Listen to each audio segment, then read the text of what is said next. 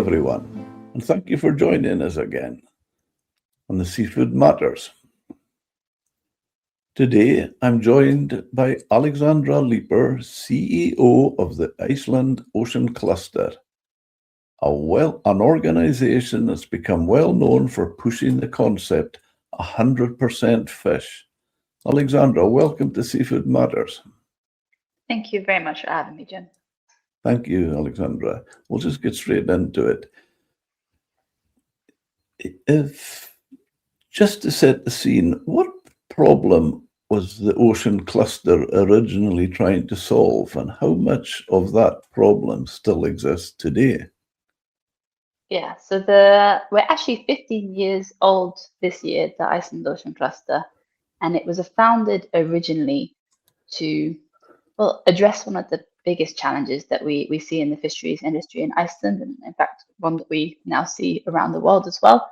And that was historically the fisheries sector, these large commercial scale companies, they were fishing in the same waters as one another. They were, oftentimes it's a small country, so even with offices in the same building, facing many of the same challenges, but they were not in dialogue or in collaboration with one another.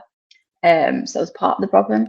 And at the same time, you had these entrepreneurs that had really great ideas to solve some of the fishery sector's key challenges and innovations and technology they wanted to test and try, but they hadn't spoken to the fishery sector. They hadn't connected with the industry, and they were working. I always think of it as working secret squirrel style in their home offices or in their garages on their innovation that was going to change the industry. And also there was all this wealth of research data being collected in Iceland by the universities and by the Marine and Freshwater Research Institute. And a lot of this data just wasn't reaching either of those groups effectively to be able to really provide valuable information. So the house, the Ocean Cluster House, where our offices are based, and the cluster itself as a concept came together really to invite all these different groups, so the fisheries, the innovators, the research community, into one space to bring together, to give them an opportunity in a neutral ecosystem to find ways to collaborate, to connect, to, in many cases, to meet each other for the first time.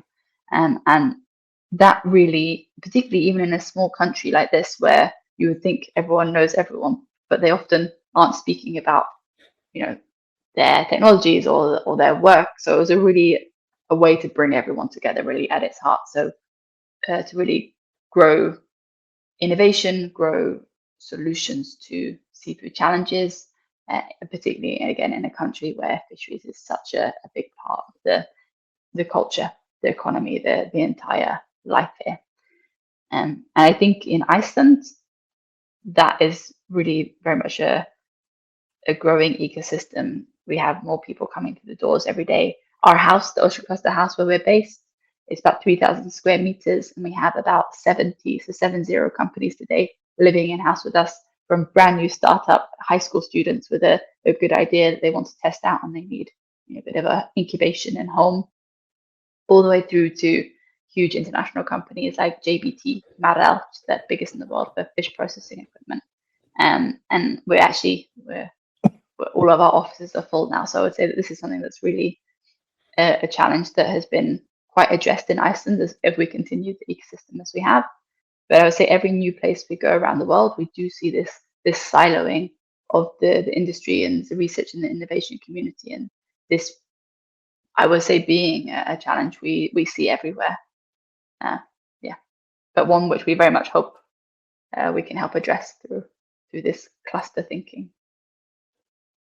When you say doing it in Iceland, is Iceland, I can't think of it in my time, but is Iceland noted for its multi-species fishery, where this could be done with a variety of species other than just, say, cod?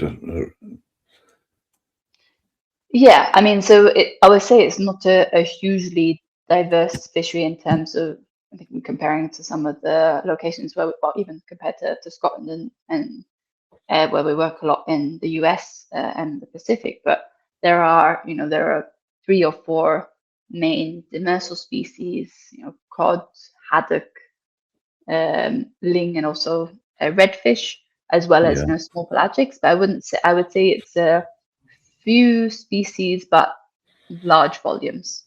So this is yeah. something that has definitely helped trigger some of these 100% fish value chains in a way that might be different if you had many species in a very fragmented ecosystem. Okay. On the 100% fish concept, you've been closely associated with this idea of full utilization using 100% of fish. How close are we really to that in practice and on a day-to-day operations? Yeah, I think that's a really good question. Because really the goal is zero waste, using every part of the seafood that we catch and farm to create value and sustainable value as well. And with the Atlantic cod in Iceland, so that's very much like what we think of as the model species, because that's where at least our work in Iceland focused at the start, and the industry had already started to move towards. And we estimate that for Atlantic cod, we've gone from using about 45% of the Atlantic cod, which is primarily just the fillet itself, all the way through to over 90% now for the cod. I would say that's similar for other whitefish species. I mean, it's not perfect. I think there's certainly more that we could be doing. But I think it's quite interesting now when we look at growing seafood sectors on the Icelandic market. For example, aquaculture is our fastest growing food production sector here.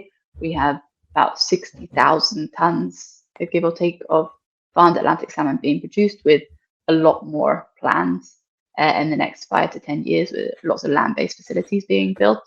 And right now, we don't have a lot of processing of salmon in country, but it will be the case that there will be more and more opportunity to create value instead of waste size streams from salmon. So I would say that's something that's developing and isn't there yet. Jim, I'm just going to pause for a second. My emails are popping up. Are you hearing that sound on your side? No. Okay, perfect. Just wanted to check. So Thank you. I don't think it would be picked up, but I'm certainly not picking it up. I wasn't aware of that. Perfect. If you're not hearing it, then I just wanted to double check before I. No, thank you for that. Sound. Thank you.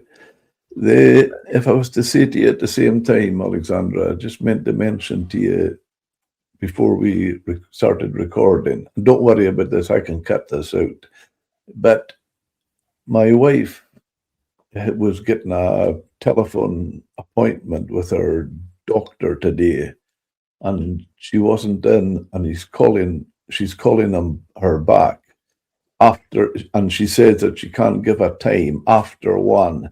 If she does, and I hear it, I might say, right, we go through that point again if we're in the middle of something, if you don't mind.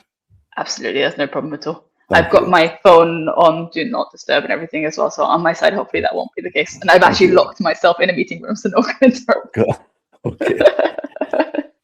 On the earlier point, I feel it'd be interesting in your view in Iceland, but my experience of working closely with Iceland and being there many times, which I have to say I loved, they were way, way ahead of the UK and probably Europe with the concept. I'm not saying they were taking 100%, using 100% of fish, but they were certainly using a lot more than we were.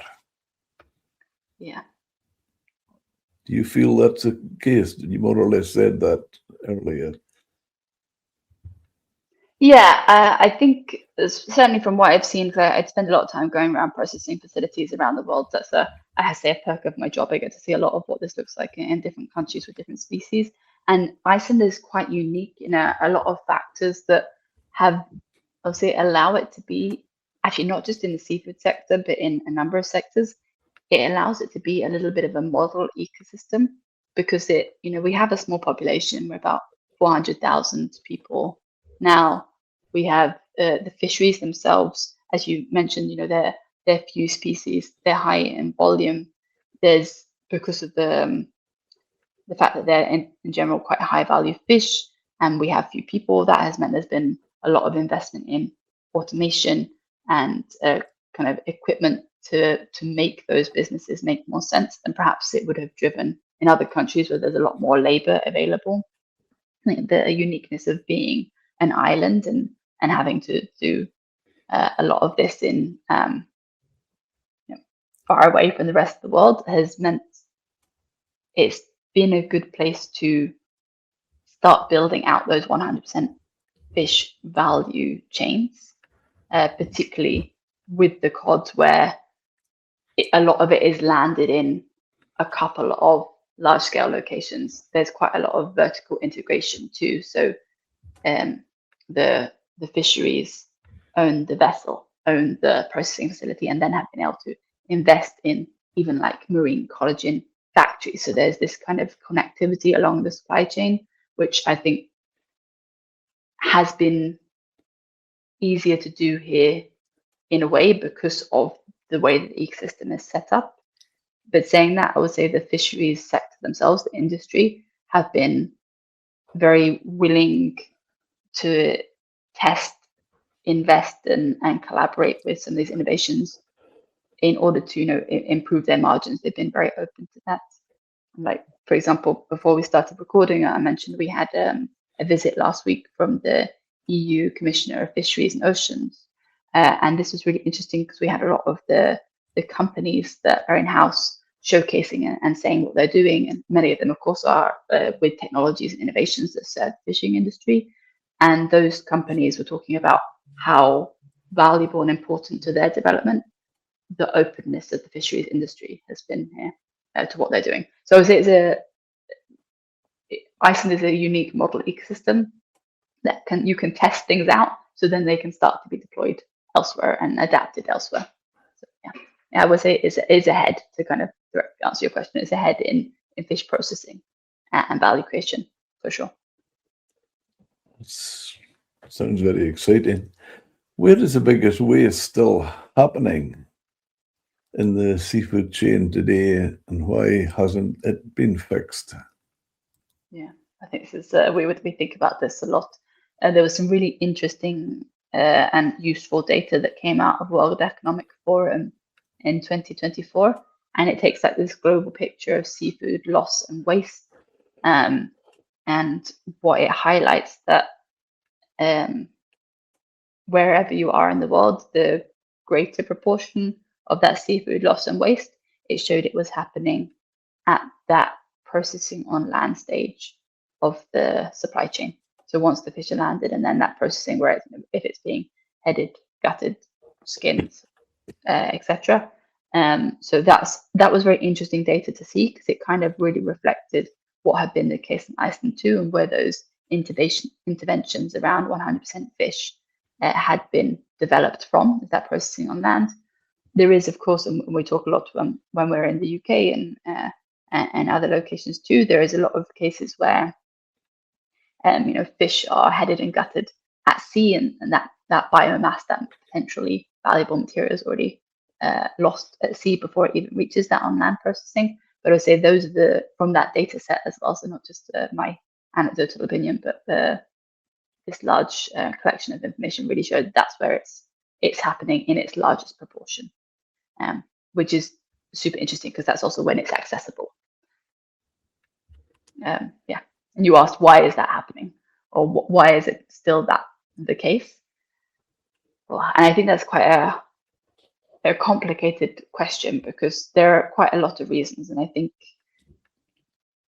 fisheries and fish processing, they're focused on in general, the primary product, getting a high quality product to market. And, they have their very established supply chain relationships. They have, the way things are done and set up. And I think it can be very challenging financially, culturally, etc., to make changes in a very established and mature ecosystem. So I think there's partly there's an element of that, like changing something when it's already working pretty well, it is a challenge. I think also one of the biggest challenges we see around the world actually is that it's very difficult to justify the space, the time, the cost, the labor of separating different materials, storing different materials at the right kind of handling quality, or even transporting them, if there isn't the connectivity or the uptake of that next step in the value chain of someone actually wants to pay money for that material, and those relationships and partnerships are not in place, or those infrastructures are not in place. I think these, I spend a lot of my time thinking about innovation, but actually these kind of more fundamental things are, I think, what are those big hurdles for more utilization to be happening, particularly at that processing on land stage, and even on the storing and the bringing to land on the vessels. Do you feel that, I would say, Alexandra, it's a good thing about what you're doing there and with the cluster, and I take it that you're speaking to lots of different people, and I think that is so important, because I'm even a small project, like I had a seafood restaurant for 20 years right in the far north of Scotland. Now, small project, small family-run business. My wife is in front of the house. I was looking after the kitchen. And I thought it was fascinating that what carried me, I was no chef. Yes, I went to college, the local college, as a 52 when I was 52. So you could say I'm a mature student. That's great. And it was fascinating just by talking to different people. There was Japanese people involved in a joint venture up this way in a factory, and things that we just through a very small operation. So if we get people talking together, I think it's just can't be anything but good for the industry. The Japanese people, we discovered fish liver, like a monkfish liver and stuff like that. That's an absolute delicacy in Japan. Yeah, exactly. And we had a group in Dutch people, and and Norwegians, and one of them was from Lofoten. And here I learned that almost like a national dish in Lofoten is a cod head. And I'm saying to the guy, I says, well, they're very conservative. There's the people in UK, they're not really adventurous. He says, look, he says, put it out as a Viking feast. Put it on the menu. Yeah.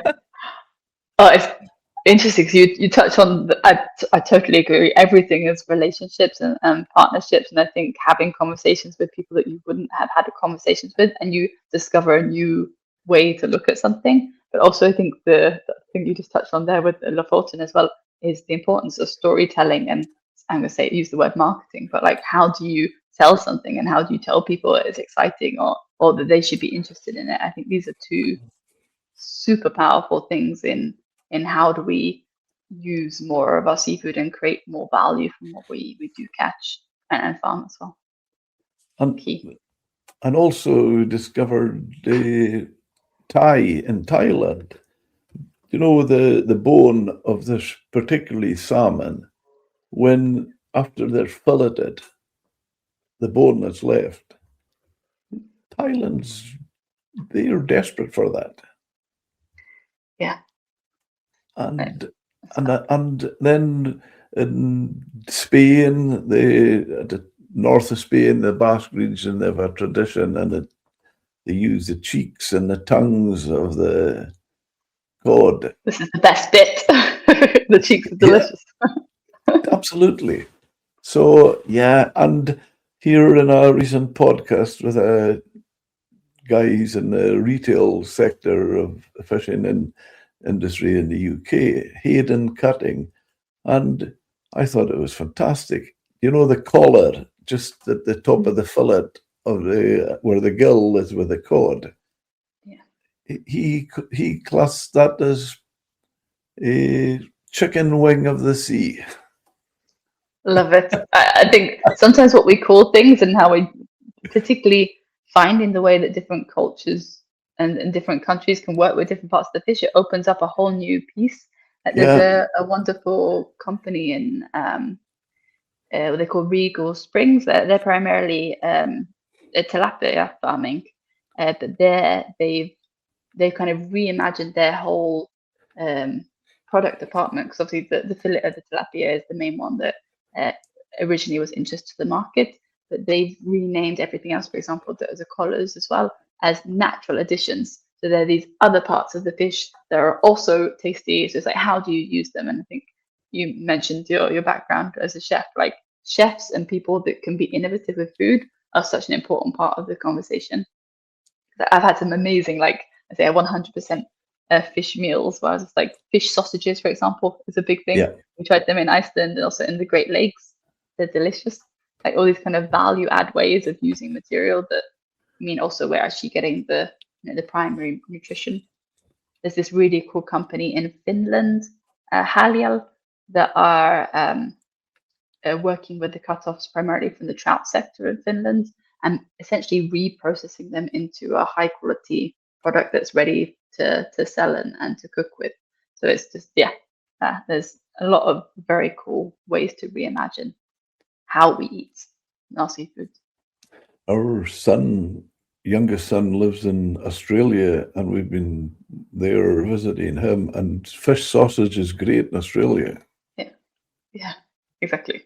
Delicious, and it's healthy. Yeah, definitely. I used when I had the project, this seafood restaurant, I used the belly of maybe obviously bigger fish like a cod and catfish as well, or wolffish as some people call it, and maybe make it into goujons, or say I used to put it in the menu, fish fingers, and in brackets, not Captain Birdseye.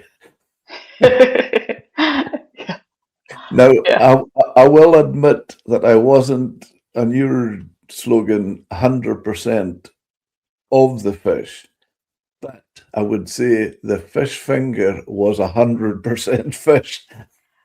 Exactly. I think it's more and more chefs, I think, are exploring this as well, because they're like scale to tail menus. I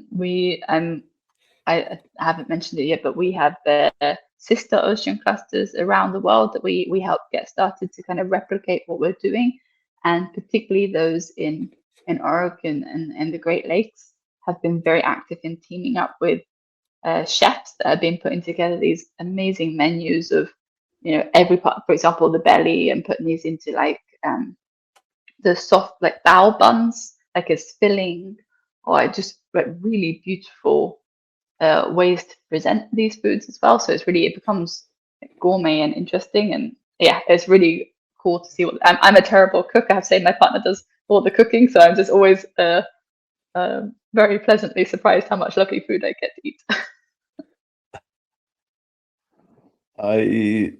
I had some catfish last night, and I took the belly and I cut it into thin strips, and I was just sending a photograph of it to the skipper who I got the catfish from. And as I was saying, look, when you think of it, the fish, the catfish, or we call it catfish. Is it wolffish in Iceland, or? Yeah, technically steinbiter, so stone biter. Oh, but, yes, that's right. Wolffish. Yeah, steinbiter. That's exactly right. Yeah. It's the same in Faroe. The way I described it to the skipper, because he's a Scottish fisherman, it's a haddock or nothing as far as he's concerned. And he says to me, well, he says, you're certainly not wasting anything, Jim. And I said, well, look, you just think of it. Look at what the catfish diet is. I said, it's all the shellfish that we pay a fortune for. So Yeah. well, it was It's living its best life. absolutely. So it can't be anything else but delicious. So is full utilization commercially driven, or are we still leaning on sustainability narratives to push it forward? Yeah, this is a really good question, because particularly the way that we think about it here, if a solution or a change to a business is only done for sustainability and it doesn't make business sense or investment case sense, then it's not going to be sustainable. So it's not that the companies won't be able to continue to do it, or they'll do it and struggle, or it will be a kind of a secondary part of their activities that they do because there's certification boxes that they have to tick. And this is not to down talk sustainability at all. Sustainability is extremely important in terms of the environmental side of it, but it has to go hand in hand with what makes business sense. So I would say certainly the work that we do and the way that the industry in Iceland has evolved, and the work that we're now doing with other groups around the world, our focus is really on. I'll maybe take you a little bit through the process of how we explore it, because I think that kind of addresses that as well, because where we focus on the sustainability piece is that when we're working with fisheries or companies, we are focusing on those fisheries that are sustainably managed, are MSC certified or similar, although we're trying to find ways to support where they're not as well now. But it's working with these fisheries and then looking at, okay, what volumes of what species and what parts of the fish are where and how they handled and what is it like now.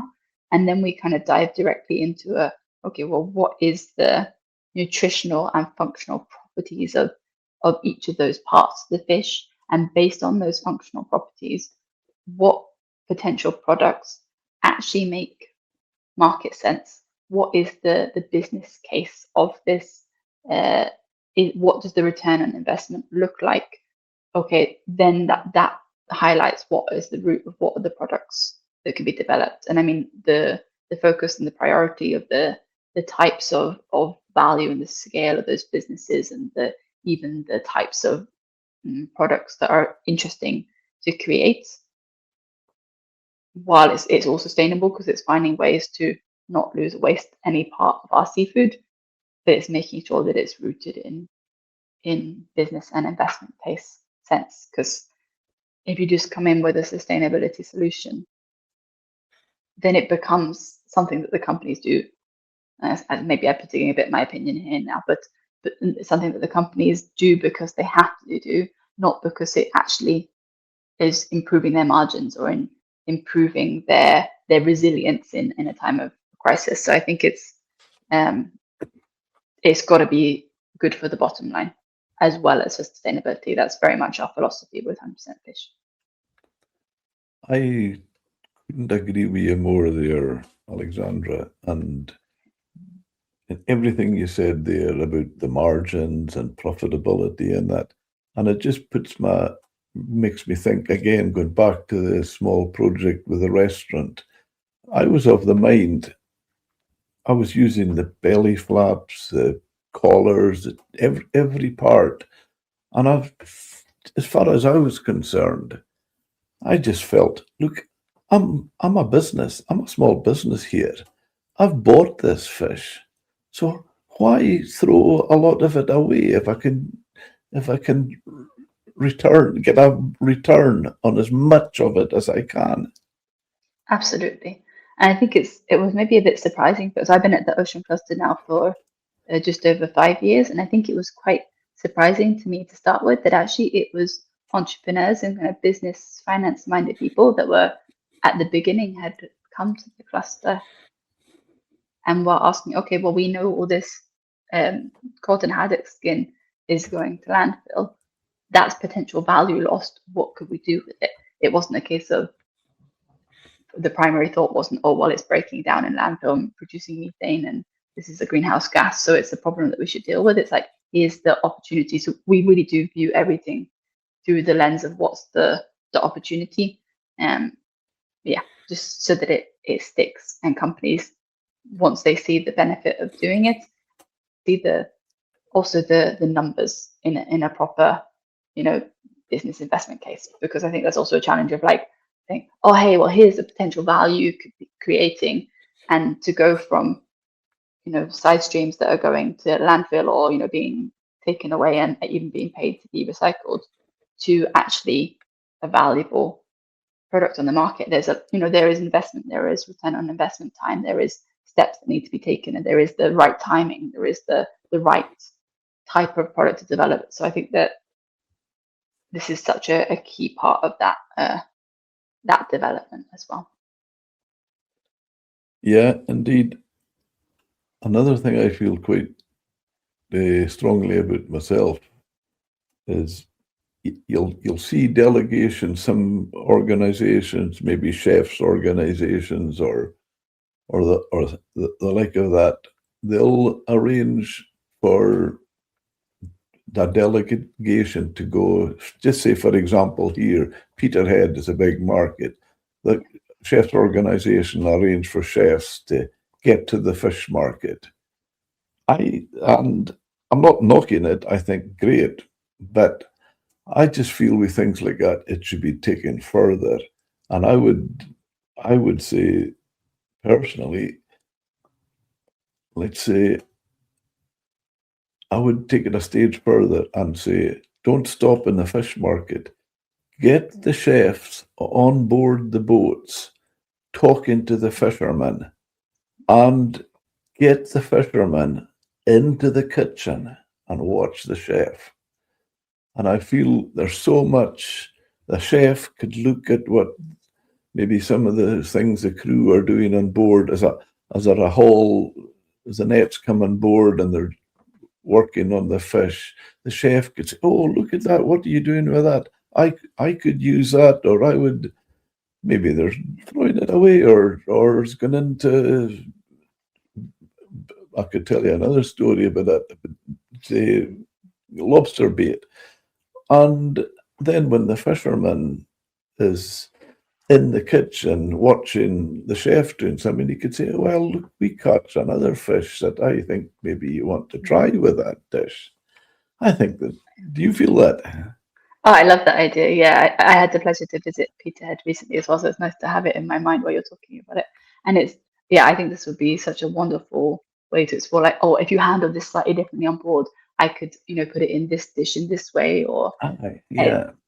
It's so interesting to hear the parallels of this, because there is a Scottish ocean cluster being built out by Seafood Scotland, doing amazing stuff. And we actually, the reason that I was with them, they ran workshops, for example, in Fraserburgh, and we visited Peterhead. That was one of the stops of these workshops, to really understand what could the cluster be doing to support 100% fish in the whitefish sector, what was needed by the industry and the researchers in these workshops. There was one in Auburn, there was one in Glasgow, there was one in Fraserburgh. And it was really interesting because both the industry and the processors, as well as the research community, they were both saying the same thing, that they wanted to have more interaction together. The researchers really wanted to be doing relevant science and research, but they'd never been to a processing factory before. They'd never been out on the boats. They hadn't actually had those conversations with people that were experiencing the fisheries industry every day. And at the same time, the industry was saying, we would actually love to have PhD students or researchers come to the facilities and understand our problems better. And it was so interesting to hear. It's like, okay, yes, let's get people crossing over outside of their ecosystem and bubbles. And I'm super excited for what the Scottish Ocean Cluster team is kind of making happen there, because there's so much need for the crossover experiences, in all walks of the world. Yeah, the thing that fascinated me, having been, my father was a fisherman, so I spent my life in the fishing industry. From the fishing industry, I would class myself. And although I was at a restaurant for 20 years, and yes, that's a hospitality industry, but my menu was 100% seafood. So I classed myself as still in the fishing industry, even with the restaurant. For sure. But one of the things that fascinated me with that, Alexandra, was being at members of different organizations and at the meetings and conferences and that with the chef's hat on. I was fascinated to discover how similar and how much in common fishermen and chefs actually have. Yeah, definitely. They really value the product they're working with. They're very connected with it. They want to see something good quality come out of it. They're natural allies. Yeah. From a fisherman's point of view, they'll be listening to this and thinking, what does this actually change for me? Are they to see more value coming back to them, or is this more that the value has still been realized further up the chain? Yeah, this is, I think it's kind of links so much to that it has to make sense for communities, for businesses, for people to engage. And I think it has to make sense for the fishermen as well. It's just reminding me also of conversations we've had. I'm just going to use an example from Alaska because it's quite a different ecosystem to the UK and to Iceland as well for the fisheries sector there, because there they had small family fishing companies that really wanted to handle a better product, wanted to look after the material better, wanted to do full utilization. But the challenge was for all the better handling they did, they were not getting a better price for their fish at the processor because there was so much competition for volume. So I think this is really interesting because we've been exploring what does that look like, and this particular company has been actually teamed up with some Icelandic companies, and there's a lot of conversation happening in Alaska about, okay, how does this work for the fishermen? So just your question really brought this to mind because I think it's so important that the value travels through the value chain. So for example, to take it to Scotland, like when I was out there recently, I was visiting a scallop processing facility, and there, it's the meat, and sometimes the meat in the gonad that's sold as is bought by the processor from the fisher to the processing facility, but then the skirts and any other viscera and the shells, these are either being taken away at a cost, or in some cases being given away, or like they have a small value associated. But I think if there was an uptaker that was, or a value creation from, let's say, those shells, where the processor was getting more for the shell, that means then further down the value chain for the fisher, they have more power to because they're selling not just the meat in the gonad, but also the shell, which has its own piece of value creation there. So I think that is an element that's really important, and also why it's so key for people to be speaking together along the value chain as well, not so the fishers and the processors and the next uptaker, be that a retailer or be that a wholesale buyer, like to have those conversations. But yeah, I think it's really important, and just there is a role for clusters really to play in that, navigating those conversations too. I know when back, I don't know the current situation, but the problem with what we call the skirt on the scallop, what the processor wasn't allowed to keep it, and it was a food standard agency. It's not that they hadn't a market for it; it's the food standard agency that was saying that the toxins and things were gathered in it, which I don't understand. But my goodness, the skirt of a scallop, it'll make a sauce like nothing else. Well, quite like a bouillon, like stock would be, yeah. Oh, it's just brilliant. What a stock it would make for soup or something like that. I think this is an interesting piece as well, because I think the handling, there's food safety, which is one thing for sure. Of course, this is important, but also handling too, because often when things are processed and they're not, let's take the skirts for example, and they're taken off the processing belt and thrown to a box, or they're thrown to the floor even, they're no longer food grade. So that also changes what you can do with them, and it's not specific to scallops, but in many processing facilities, if you don't continue to handle the product or these different parts of the product as food grade, this can be very challenging of what you can do with it next. But I think because we look outside of the space of food as well, and when we're talking about 100% fish utilization, where for sure food is a big part of that, but we're also thinking about nutritional supplementation, cosmetics, other biomasses that can be used even into fuels, for example, where you could then at least remove the risk of human toxicity and if it was used as an edible product, but even into things like biotechnology, into biomedical applications. There's a lot that could be done, or even textiles and materials. So I think I'm very much an optimist and like solutions oriented. I do think there is a fit for every different material. It's just finding what that right one is, and also figuring out maybe what testing or what measures or monitoring need to be done in order to make that material available. Because right now, I think in most cases, those skirts just go to landfill. Excuse me. What you said there just reminded me of a wee catchphrase I used to use when I had the restaurant. There's a fish for every dish and a dish for every season. Love it. Yes, that's exactly what it is. I was trying to think of an analogy for it. I was like, I'm sure this is saying somewhere. Yeah, perfect. There's a fish for every dish and a dish for every season. Yes, exactly. And I think that's also, I'd say something that I feel like the cluster ecosystem opens up the opportunities because we have in the house and within our ecosystem. Yes, of course, we have the fishery sector, we have the aquaculture sector, we have the processing and the technology sector. We have more and more. We have the information and the AI technology ecosystem, but we also have people that are doing cosmetics and wellness and marketing and medical applications. And it's also that it's an analogous to what you said about the different food cultures as well, because you don't know what value something can have until someone says, oh, hey, okay, you're right, you can't use that over here in your industry, but we're actually looking for something like this in the cosmetic sector, in the material sector. I think it's just fascinating what if you can bring these different diverse perspectives together, what can come out of it. We have a lot of artists actually as well in-house, which is really, I always love working with them.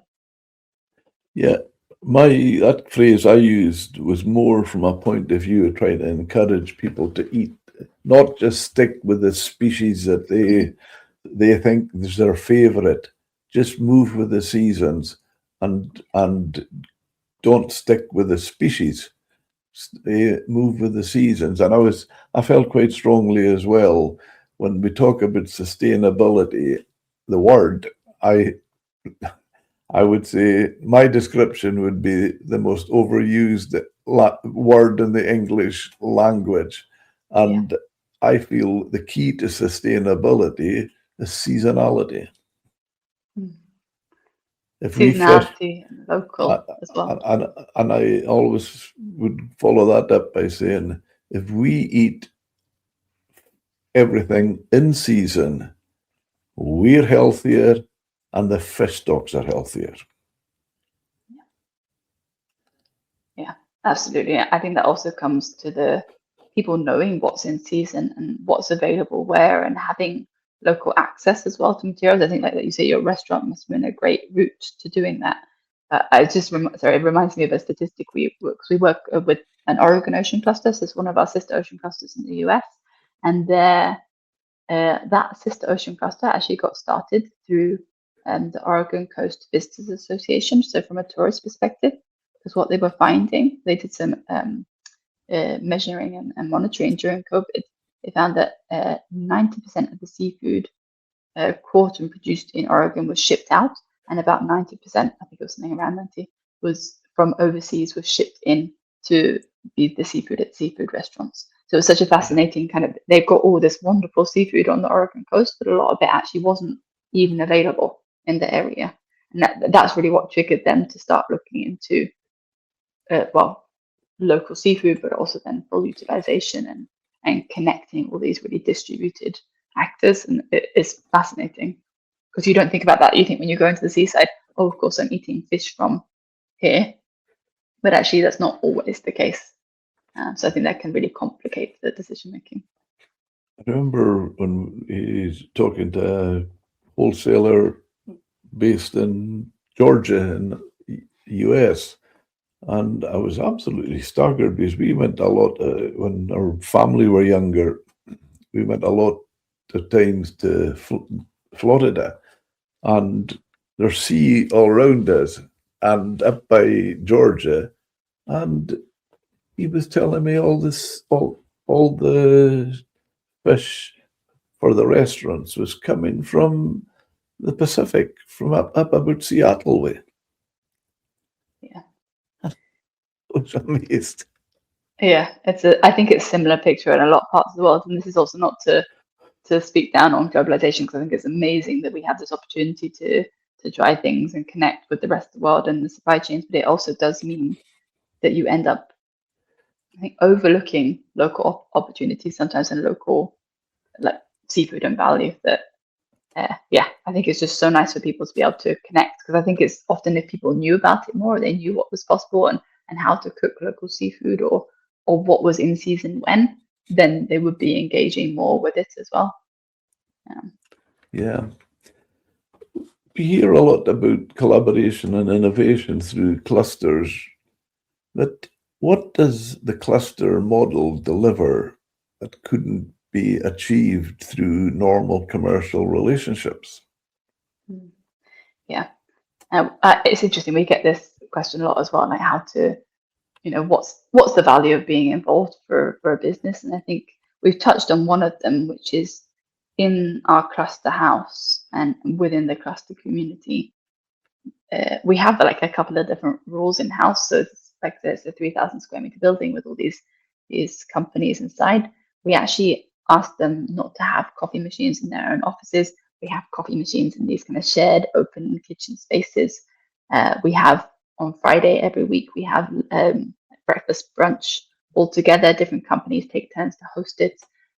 It's when they get the opportunity to introduce themselves to the wider community, to talk about what they're doing, to explore where they're interested to connect.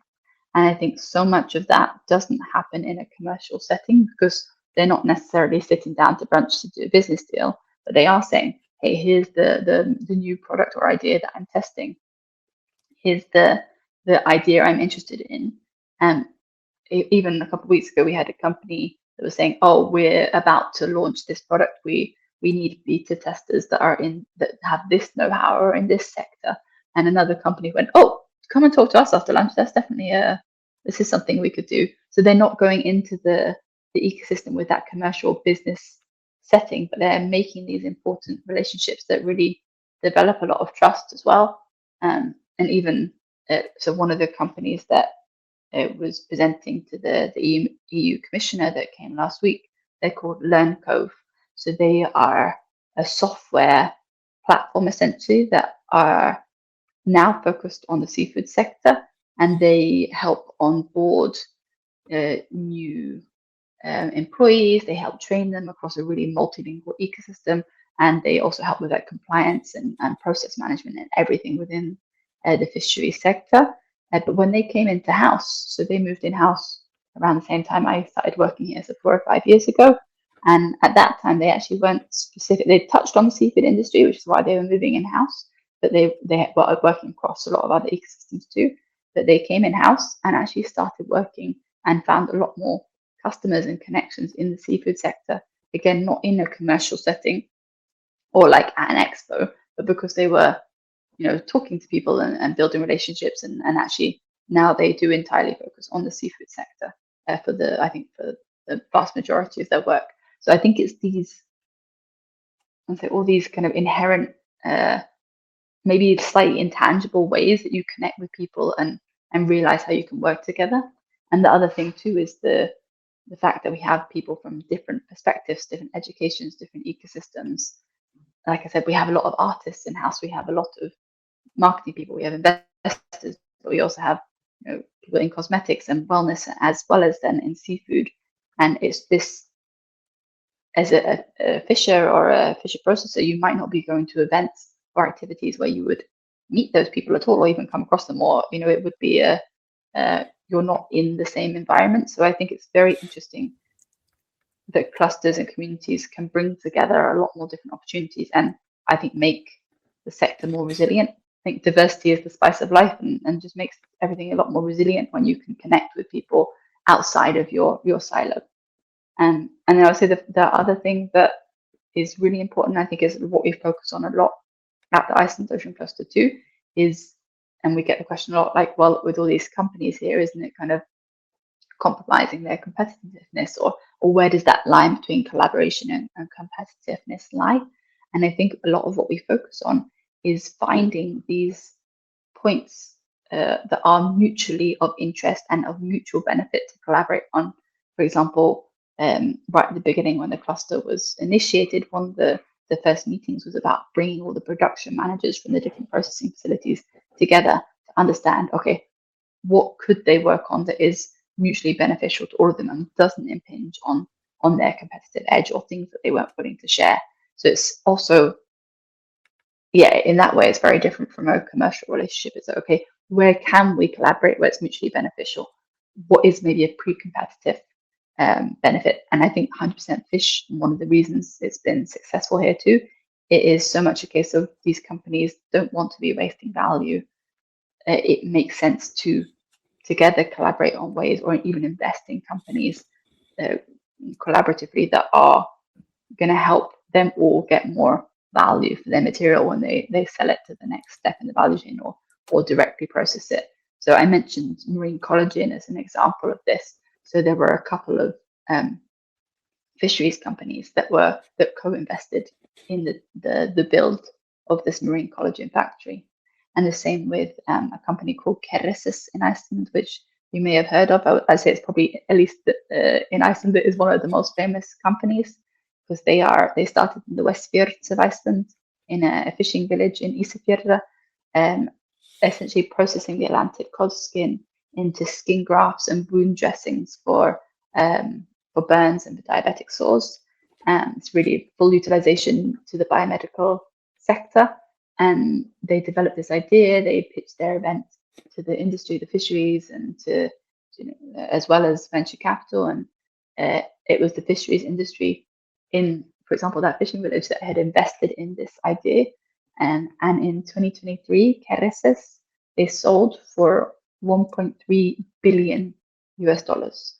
And it's fascinating because not only has that created wealth and gone back to those fishing industry and the community, it's also it's created this lovely domino effect of people are looking, okay, what's the next Kerecis? How do we what should we be investing in next? It's really transformed this. It's also changed the way that, say, young people and young innovators and high school students even are thinking about, how could we use every part of the fish? If the fish skin we once threw out can now be worth this much, what else could we be doing? What's the next thing? So I think it's really interesting to see that it's the fisheries that have been investing in that, and that's because there was also this ecosystem where they were able to meet as well. I'm very impressed there, Alexandra. The term when you mentioned a port in Iceland, is it Fjordur? And I thought to myself, my goodness, you sound like an Icelander. I'm working very hard on the language. I can speak, but yeah. It's paying off. It's paying off. Thank you. It's a work in progress, but it sounds very impressive to people that don't speak fluent Icelandic. To Icelanders, they're like, you have a strong accent. But now it's good. I'm not gonna be nasty and say to you, tell me a sentence in Icelandic, because my son was there. I've said that to you before. He was there for 2 years, and when I asked him how he was getting on, and he says, "Well, what do you think?" He says, "It's one of the most expensive countries in the world, and it's the most difficult language in the world to learn." They do say it's in the top 10. Oh, well, you did very well there. Thank you. Thank you. Well, no, I'm happy to always. Ég er bara breyta yfir til íslensku if ég þarf, and I prefer to do it in English, of course. There's a lot to talk about innovation in seafood. What's genuinely game-changing, and maybe just noise. Yeah, I think this is. I was thinking about this question a lot because I think hindsight, of course, is 2020. So it's the case of, well, what innovation really is in the long term going to make a big impact and what's not. But I think the thing that comes up more and more every day as well is that now more than ever we're able to collect, store, measure, and like interpret big data sets than we ever have been before. With the input of, say, AI, there's a lot of controversy, of course, around AI, but I think there's a lot that, or at least computer processing, to be able to deal with huge amounts of information, and we're able to make much more informed decisions than we ever have been able to before about where do we fish and when, how is the population of fish doing, are our surveys accurate, are we using our fuel in the most, are we driving our vessel in the most efficient way to get to site, are we using the most efficient route. I'm thinking particularly about some of the companies also that we have in house, like Hevring Marine, that are using sensors within vessels to help guide operators and fishing vessels and coast guard vessels to site with the best fuel efficiency and the best route and the best speed depending on the conditions. And companies like Greenfish, they're in-house, which are a young company, but they're using really strong amounts of satellite data, and as well as captain's logs and all that wealth of know-how on the fishing vessels themselves to make really accurate predictions of where are the fish when and which sites to fish at, and just making the whole process more efficient. Within the bounds of a sustainably managed fishery. I always want to make sure that's key, because people will then say, okay, well, are people not just going to fish more? So I think it's how we deal with data and what we can interpret, and the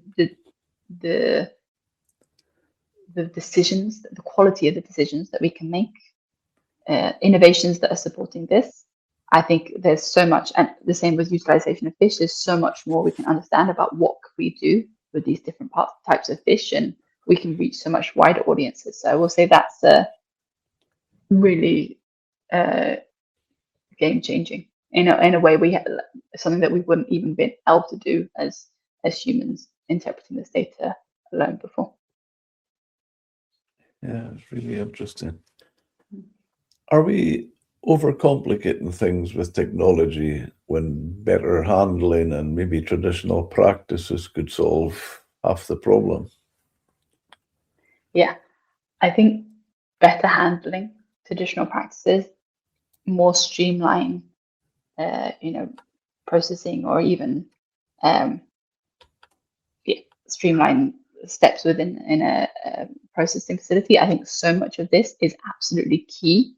If you don't have this, then all those other steps don't make sense. I think when we look at 100% fish in a new location, for example, in where we've been working with a team in the Great Lakes of the US and Canada, there so much of it was a case of just the handling of where are the fish, that big question of where are the fish, where how they distributed, how they stored, all these kind of key information. How can we maybe streamline this better? How can we even just implement more traditional practices like smoking the fish or different parts of the fish on site? Like, I think there's so much value and importance. So to say really, this shouldn't be overlooked, because this is the game changing at the beginning. Like, we're doing this really interesting project right now called 100% Shrimp. So it's like kind of a spin-off, particularly for shrimp, that we're working with Royal Greenland in Greenland.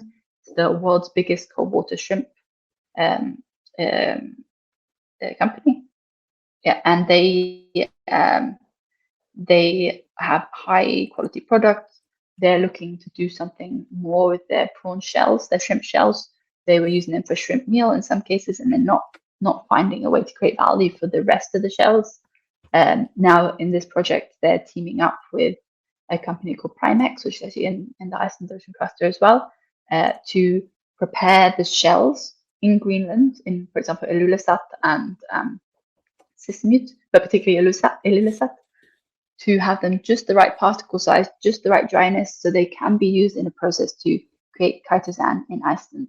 And chitosan is a bioactive compound that has a lot of different applications, but it can be used in foods, in feeds, in immune supplements. It can be used even in medical grades applications. So it's a really interesting molecule. And there, what was interesting is, while all these very key, important technology and specialist steps have been needed to be developed and are developing, the key thing actually was like the first thing that was the step was like, actually, how can we improve the flow and the efficiency of the existing system? So I think there's so much of that has to happen first, and particularly when we're going to a place where they're just using the fillet and the rest of the fishes is going to landfill. It's like the first steps is always handling, storage, streamlining. It's really that when you get to your more complicated steps of the value chain, for example, if you're creating something that goes beyond food grade handling and it needs specialist equipment or specialist know-how into cosmetics, into biomedicine, into biotech, that's where really, I would say that's that next stage of the journey, where you have this kind of trade-off there where there's more complexity, and that's when the higher value, like the really high value examples can come in. But I think it can't be overstated how important those,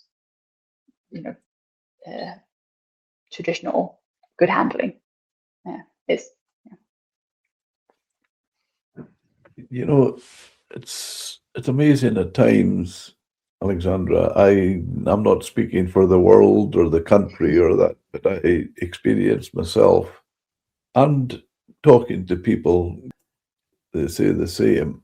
We talk about sustainability and get maximum use out of things.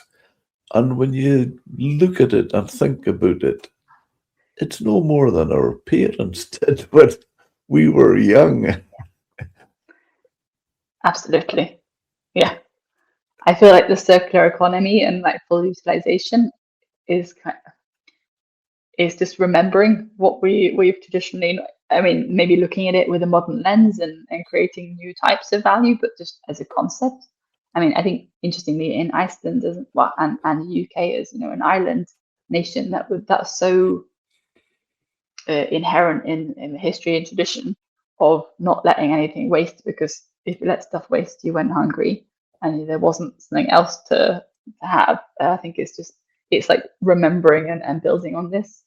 And I think it's quite fascinating because in Iceland, it has the largest commercial fish skin tannery in the world, making fish skin leather, and it's really beautiful. And it's done, with modern techniques. But it's fascinating because this is so much in the heritage of the first settlers in Iceland, that they needed sturdy waterproof shoes, and fish skin leather actually the wolfish, the spotted wolfish, or hlýrri as it is in Icelandic.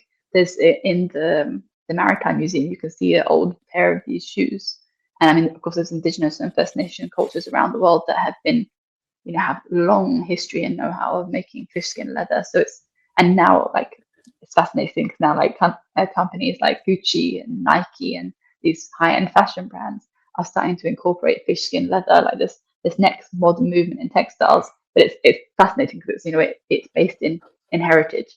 So I think the importance of heritage is also can't be overstated. That sounds good. Can small independent operators realistically benefit from these innovations, or is this becoming a game changer for large players?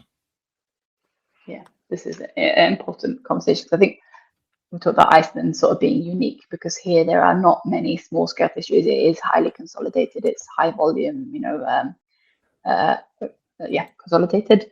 Whereas a lot of places where we work, so it's also the benefit of having these 13 sister ocean clusters around the world, because we've seen how this 100% fish thinking and this model needs to be adapted where there are, for example, lots of small scale fishermen. I think about in Scotland, but also I'm back and forth to Oregon and Scotland a lot this year, so I'll use these examples because they're also in Oregon. There's a lot of small scale fishermen that are,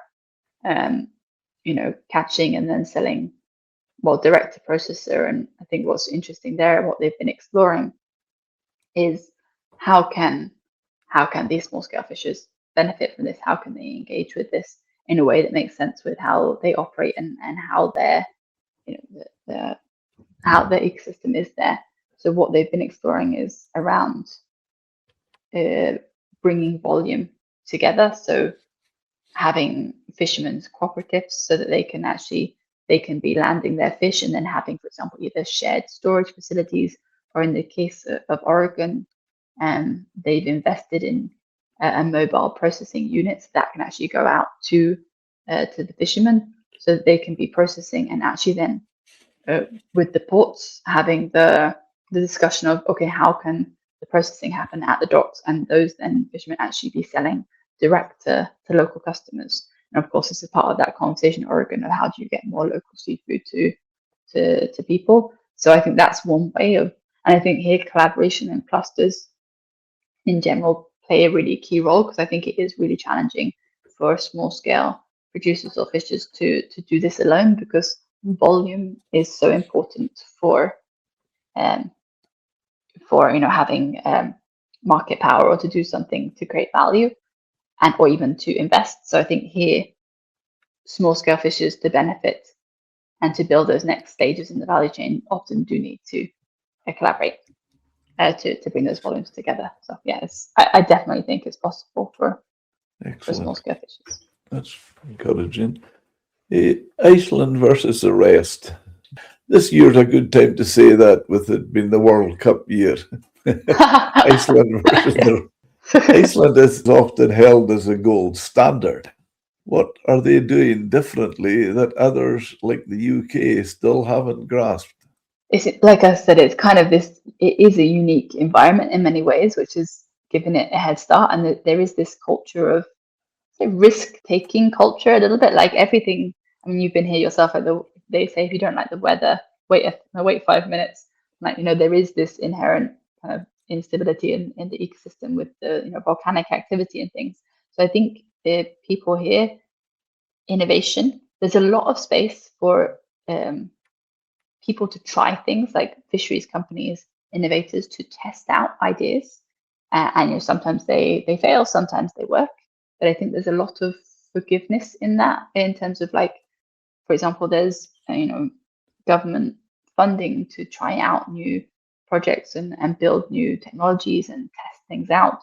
There's a lot of willingness, therefore, from the industry to invest in those ideas and to give things a try.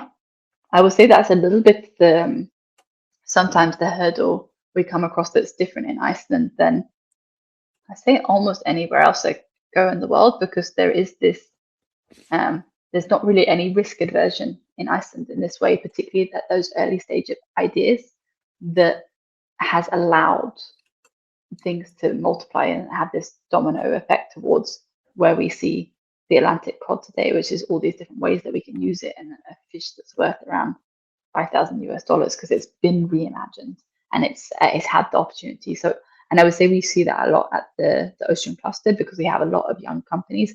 I have a small company myself, as well as many of the people in my team. We're very entrepreneurial by nature, but there's a lot of opportunity to be entrepreneurial, and I think that's helped a lot in big businesses and in small scale startups. Is it something that can realistically be copied, or is it unique to Iceland? I think culture, of course, in ecosystem is different in every place, but there are certainly similarities. But I think what can be adapted and transferred to other places is really figuring out where to start to, for example, to de-risk making these changes and making these adaptations, like figuring out what we spent a lot of time doing at the Iceland Ocean Cluster is dissecting what worked and why, and therefore in another ecosystem, what might work, when, and how to make it work. So I think, while perhaps I think the culture of risk taking is not a super easy thing to transfer, and maybe nor should it be. Every place has got its own unique flavor. But I think the where to start and how to start and what was successful can really help those next steps happen elsewhere. And that's certainly what we're seeing in the work that we're doing in the Pacific, in Namibia, in Africa, and in the US and Scotland as well. So yeah, I really do think that's the route to help that happen. Denmark, I shouldn't forget that. Would you say the real opportunity in new products are finally valuing what we already catch properly? But before you were to say that, I would say you're being very fair to the people in the UK when you describe culture. I would describe it, they're too set in their ways, and we want caught. Alexandra, I remember I had a fish factory sending from about 1980 to the late 90s. And I could break down the whole UK, where they would eat plaice, where they would eat cod, haddock. It's Interesting. Do you think it's still like this? to a good degree, yeah, unfortunately. Oh, well, I look forward to what the Scottish Ocean Cluster is going to be doing to shake it up then. Yeah, I think it's fantastic. I think it's credit to them. Yeah, they do a great job. They work hard at it too.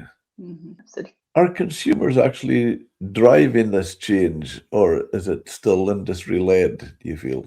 Yeah, I'll speak from my perspective because I'm really not an expert in the kind of the retail consumer space, but I feel like I see a lot more still being driven from the industry, from the innovators, and kind of from the investors, actually, interestingly, than I do seeing directly from the consumers. I'd say the retailers and the buyers and the kind of those wholesale buyers, they certainly are driving change, and of course they're that direct face to the customers in many contexts. But I do feel like in most places I go, Iceland included, to be honest, when you're like a customer at the supermarket, you're thinking about, okay, here's the cod fillet I'm buying. You're not thinking, wonder where the rest of this fish is and what's happened to it. So I feel like that's not, and I'm not sure necessarily it's on the I think it's good that everyone's thinking about it, but I do think that often there's a lot of pressure on the customer and the consumer to change their ways, to have better purchasing habits and purchasing power. And I think this is important, but in terms of the real volume of change that can happen further along this like back down the supply chain, that's really where I think there's a lot of power for change. I think customers often don't know what they want until they see it in front of them as well. But I see a lot of it still being driven by industry, by innovators, and by people actually seeing a business opportunity in changing the way things are done. And I think even more now that the quotas have been cut, there is less volume that can be caught. It's true of Iceland, it's true of Scotland and North Atlantic. And I think more than ever, it's a kind of a change in the mindset from industry as well. Like, how do we do more with less now? How do we make sure our industry continues to not only survive but thrive as well? It's so true what you're saying there, and I just feel, why should we? It's a concept going back to our parents' time that we were mentioning earlier. Why should we waste anything? Yeah. The model clusters sounds good on paper: collaboration, innovation, shared values. But fishermen will ask, what does this actually do for me at sea or in the quay? Have you seen real increases in income for fishermen because of the cluster model, or is most of the value being captured further up the chain? I think, again, Iceland's a kind of unique space in this because it's quite vertically integrated. So there definitely is that clear capture of value along the value chain. And I think being involved in clusters and collaborating and being able to showcase what those value chains look like and to meet these different innovators, etc. This definitely has created value tangibly here. in the fisheries ecosystem as a whole and the blue economy. I think it's interesting because like down on the key here, like it's a different, like I say, Iceland is quite a unique ecosystem and being quite consolidated and vertically integrated. So I think where we see those kind of changes are going to be in places like Oregon, probably Scotland too, where it will be opening opportunities to bring volumes together, to have, for example, a shared storage space, to have more direct to customer selling power or space or opportunity. And I think that's where it's the value really can be captured directly. What's the biggest misconception people have about ocean clusters? I would say that it's a misconception is that it's just about, bringing people together for a coffee and, that's it and see what happens. So I think bringing people together over food and coffee, a nice drink is really important, and it's a keystone of what we do. But there is so much more to it than that. There is so much that goes on behind the scenes of curating who meets when and how do we manage the expectations of these groups to come together, and what is the most beneficial way or what most beneficial topic to bring people together on. I mean, alongside that too, at the Ocean Cluster, we run as a private business too. We're not a government association. I think that's sometimes a misconception, particularly to Iceland's Ocean Cluster. So, I mean, I have a team of research specialists as well. So we run research and innovation projects. We do business, science, technical consulting. We invest in good ideas that we believe in. So I think a misconception perhaps might be that a cluster is a passive thing, whereas really I see from both our Iceland Ocean Cluster and all the different sister ocean clusters we work with around the world, it's a very active thing. It takes a lot of time and energy, and there's a lot of impact behind what's done. It's not just gathering around good food and coffee, although that is a very fun part of what we do. Okay. Do you see anything you feel needs to be changed in the global seafood system? And what do you think would push back against it? Yeah, I feel like we touched a little bit on this in terms of the seafood sector as a whole, but like the connection with where the fish is caught, what's available locally, how is it available locally, and I'm just thinking particularly around like the salmon sector in Iceland and many places that we worked around the world, where often fish are farmed or landed and they're exported almost whole with very minimal primary processing in country and then shipped elsewhere.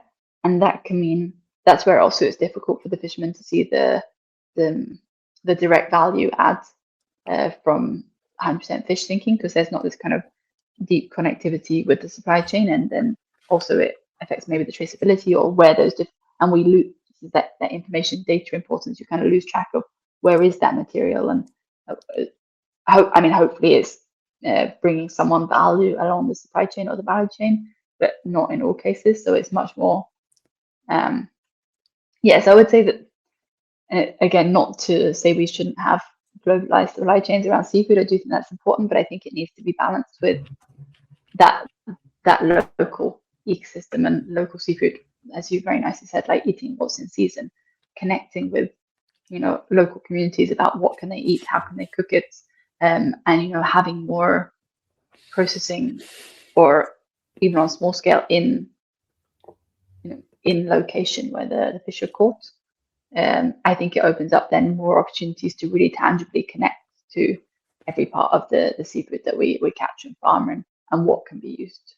And I think one of the challenges too is that this is not unique to the seafood sector. I think it's in our very globalized world, is that often waste is happening somewhere else, so we don't necessarily see it happening. I'm just thinking about some of the textile industry and the technology industry and the seafood industry too. Like if we don't see necessarily that the amount of the seafood that we're not using that is going to waste, there's less kind of impetus and focus on doing something with it, because it's out of sight, out of mind. It's someone else's problem. So I would say again, not to speak against globalization, because I think we're incredibly lucky to live in this amazing globalized world, but I think balancing it with connectivity to what we're eating and where it's caught and every part of it and what can be done it is also really important. Excellent. Looking ahead, say 10 years, what does a successful seafood industry actually look like to you? Yeah, in my dream world in 10 years, I would say, so right now, touch on that World Economic Forum report that came out in 2024, because it's such a useful source of like milestone benchmarking. But right now, or in 2024, when this data came out, they stated that along the seafood supply chain, or sorry, aquatic food supply chain, we lose and waste more than 23 million metric tons of edible quality aquatic food. So I would say in the the ideal seafood sector, that waste would not, there would be no such thing as waste. There would be there would be value caught from every part of it. All that material that takes time, fuel, labor, energy to capture and farm and process would have a use. I would say fisheries that are, I think, around the world still, and that's one of the challenges we're trying to figure out how best to work with and how best to connect 100% fish with. There are a lot of fisheries around the world that are maybe not regulated or are not certified, or are maybe the value, and think about the tuna sector in the Pacific we're engaged in a lot at the moment. Like a lot of the fishing happens in some of the Pacific Islands waters, but isn't ever landed there. So there's a lot of this challenges within the seafood sector that I think there's a lot that can be done towards it. More certification of fisheries, more data that allows us to understand better the state of the fisheries, if more value is being created and more management of those fisheries is done. It kind of goes hand in hand with the direct connection of the importance of maintaining the stock, because that stock is where you get your value from. So I would say in my dream world, I think 10 years, it sounds like an ambitious plan to have all this fixed, but at least some big steps towards that would be great. That's brilliant. Alexandra, how can your listeners follow you online, and have you a social media presence? Yeah, absolutely. So if you want to have a look at the ocean cluster, Iceland Ocean Cluster in general, you can Google Iceland Ocean Cluster and our website will come up. We're very active on LinkedIn. So both the Iceland Ocean Cluster has a LinkedIn page. On myself, I'm Alexandra Leeper, PhD on LinkedIn, and I'm very active there, as is the founder and chairman of the Iceland Ocean Cluster, Thor Sigfusson. So you can find us both there. That's the best place to follow us. And on our website, we have our active events page too, where many of our events too are done hybridly, so people around the world can engage and interact. I found this a real insightful conversation, and I've really got to thank you. But before that, Alexandra, I would just like to say how I think your cluster has got success written all over it. And the reason I say that, from listening to your conversations and following you on your social media platforms, you really do pick up as you believe in it yourself, and that really comes across well. Thank you so much. I have to say, it's something that we live in a very complicated and challenging world, and both for myself and my team too, we really feel like we're chipping away at a really big problem, and we can see the tangible impact of the work that we do, and I think that's very meaningful, and it's I'm very glad that you see it too. We do really care about it. And the other thing from your comments there about, you mentioned your dream world. That's quite appropriate just now, because not that long ago, I don't know what sport you follow, but Rory McIlroy has just won for the second time running the Masters in Augusta. The way he put it, and he was talking about, he he was okay. He was on the television, but he was talking to his daughter. And the comment he made, which I think is so appropriate today with you, he's just won the Masters. It's been his lifelong ambition. And he says, believe in your dreams. I think that's so powerful. Yeah, and so powerful for his daughter to get to hear as well. It's like, yeah, believe in your dreams, work hard, anything's possible. Absolutely, and it's nothing, and they're not. It's if it's your dreams, it's not impossible. Absolutely. No, I love that. What a nice uplifting way to start the week. And end the conversation. Thank you very much. I really enjoyed that today, Alexandra, and good luck with the cluster. Thank you. It was my absolute pleasure.